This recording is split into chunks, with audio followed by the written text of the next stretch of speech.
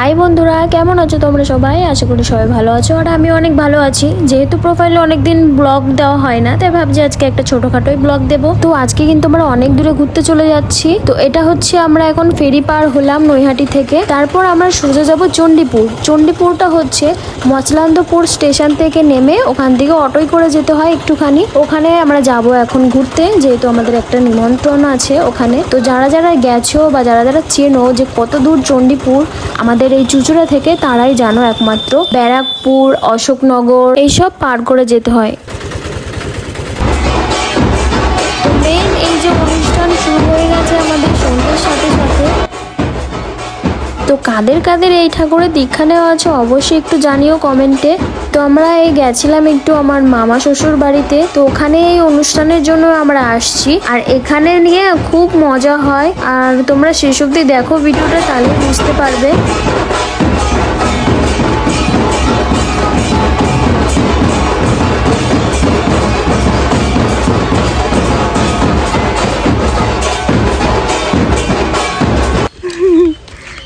তারপর দিন সকালে আমরা যখন যাব বাজারে, আর এখান থেকে না বাজার অনেকটা দূর আর এত জঙ্গল। আমাদের এখানকার মতো এত দোকানঘাট ওখানে নেই, এখানে গ্রামের মতো অনেক দূর। খুবই সুন্দর লাগে, চারিদিক পুরো শান্ত, গাছপালা ভর্তি। আর আমাদের এখানকার মতো অত ঘিজিবিজি বাড়ি নয়, ওখানে গাছ ফাছ সব ভর্তি চারিদিকে। আর এখানে আমরা চলে এসেছিলাম এই যে ছোট ছোট পেঁচে কাঁকড়া কিনতে। এই কাঁকড়াগুলোর স্বাদ কিন্তু অসাধারণ, আমাদের এখানে কিন্তু পাওয়া যায় না। আগে যেত, এখন আর একদমই পাওয়া যায় না। তাই আমরা গেছি ওই কাঁকড়ার উদ্দেশ্যে। দেখি আজকে কত দাম নেয় আমাদের কাছ থেকে। সেই কাঁকড়া কিনে নিয়ে আমরা রান্না করবে বাড়িতে, তারপর আমরা খাবো। আর এটা না একটু আলাদা ধরনের রান্না করতে বলেছি।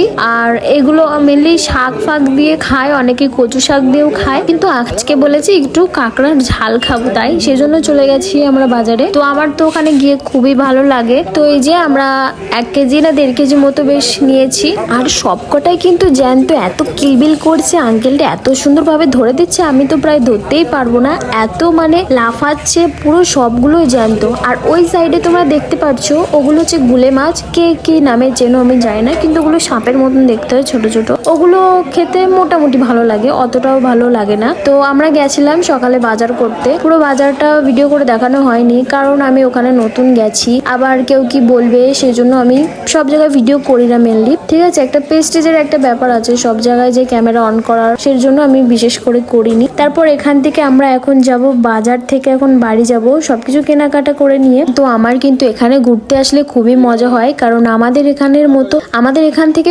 ওখানে অনেক আলাদা, সবকিছুই বলতে পারো আলাদা আলাদা ওখানে সব লাগে।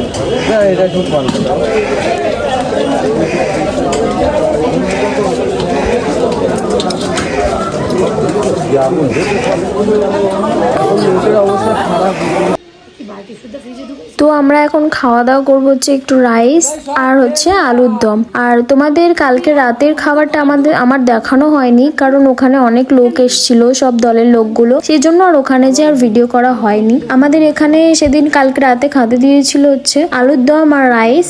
তো খুব টেস্ট হয়েছিল। এখন আমরা যাব ঘুরতে, খেয়ে দিয়ে। পুরো ওই পাশে কত বড়ই দেখি,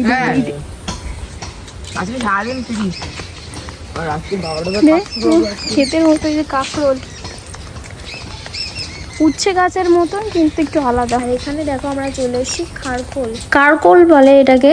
অ্যাকচুয়ালি কারকোলের ক্ষেত খুবই সুন্দর লাগছে। আমাদের এদিকে তো দেখাই যায় না, দেখা গেলেও অনেকটা দূরে গ্রামের দিকে যেতে হয়, তো আমাদের আশেপাশে দেখা যায়। আর এখানে দেখো কত সুন্দর হয়ে রয়েছে সব। এই রাস্তায় বেরায় কি করে লোকে, এত অন্ধকার। তো এখন আমরা যাবো যে পদ্মার পাড়ে, পদ্মা নদীর যে পাড় আছে ওখানে আমরা যাব। আমি যে এইটা ওইদিকে ওই বাঁশের পদ্মে যাওয়া যায় না, বাঁশের পদ্মে টানা বাঁশটা দেওয়া যেটা রয়েছে, হ্যাঁ ওরে পদ্মা চা।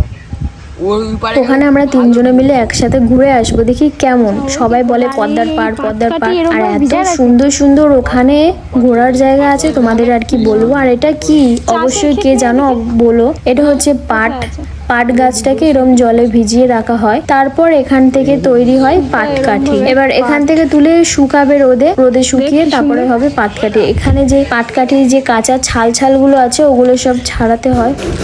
পদ্মার পাড় মানে ওইটা ওই পাশে নাকি?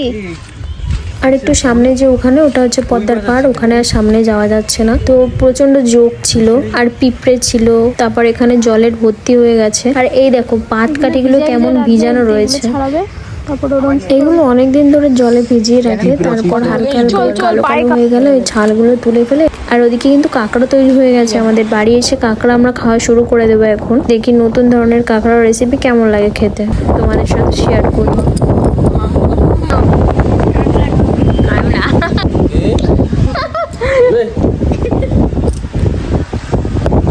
আর রাতের বেলা রাস্তাটা দেখো শুধু, সবাই পুরো ভয়ানক অন্ধকার চারিদিকে। তো ভিডিওটা এখানে শেষ করলাম।